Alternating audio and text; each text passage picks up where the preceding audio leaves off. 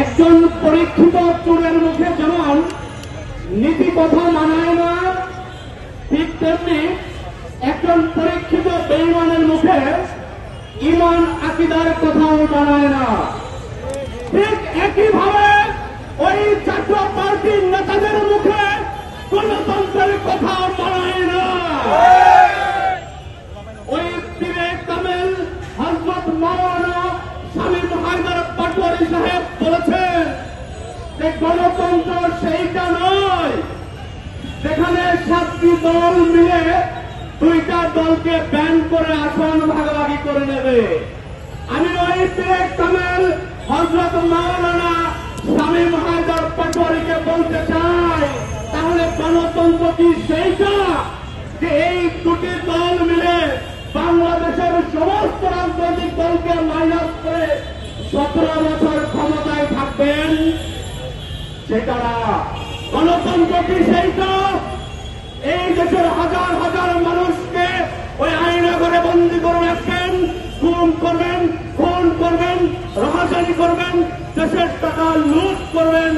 সেইটা তো গণতন্ত্র হতে পারে না। শামীম হায়দার পাটোয়ারী সাহেব, গণতন্ত্র কি সেইটা এই জুলাই আগস্ট গণঅভ্যুত্থানে এই যে 2000 ছাত্র জনতাকে শাহাদাত বরণ করতে হলো, 30,000 ছাত্র জনতাকে বঙ্গত্ব বরণ করতে হলো, আপনি কি এরপরও বলতে চান যে ওই 17 বছর আপনি গণতন্ত্রের মধ্যে ছিলেন? ছিলেন না। সুতরাং এখন পীরে কামেল সাধু সাজার প্রয়োজন নয়। এদেশের জনগণ ওই জাতীয় পার্টির রাজনীতি এই বাংলার মাটিতে আর দেখতে চায় না।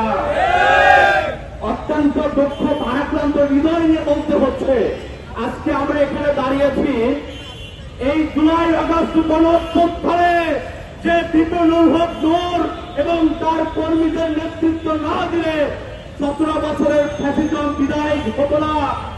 ওই জুলাই আগস্ট গণঅভ্যুত্থানের মধ্য দিয়ে হাসিনা বাংলাদেশ থেকে পালিয়ে যেত না।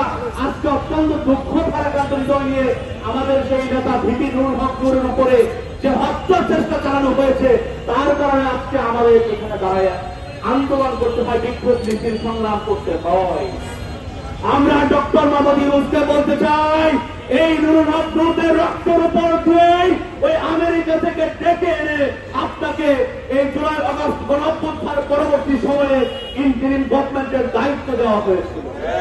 আপনি ভুলে যাবেন না, এই জুলাই আগস্ট গণঅভ্যুত্থানের এই বিপিনুল হক নূর, ওই আসিফ, ওই নাহিদ, এদের রক্তের উপর দিয়ে আপনি এখানে বসে আছেন।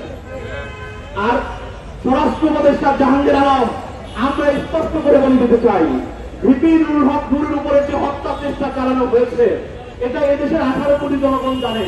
স্বচ্ছ পানির মতো পরিষ্কার। এই হামলার সাথে, এই হামলার উস্কানিদাতা, এই হামলার ইন্ধনদাতা, এই হামলার হুকুমদাতা হচ্ছেন এই স্বরাষ্ট্র উপদেষ্টা জাহাঙ্গীর আলম। আমরা স্পষ্ট করে বলে দিতে চাই, এই জাহাঙ্গীর আলমের শাস্তি অবশ্যই পেতে হবে।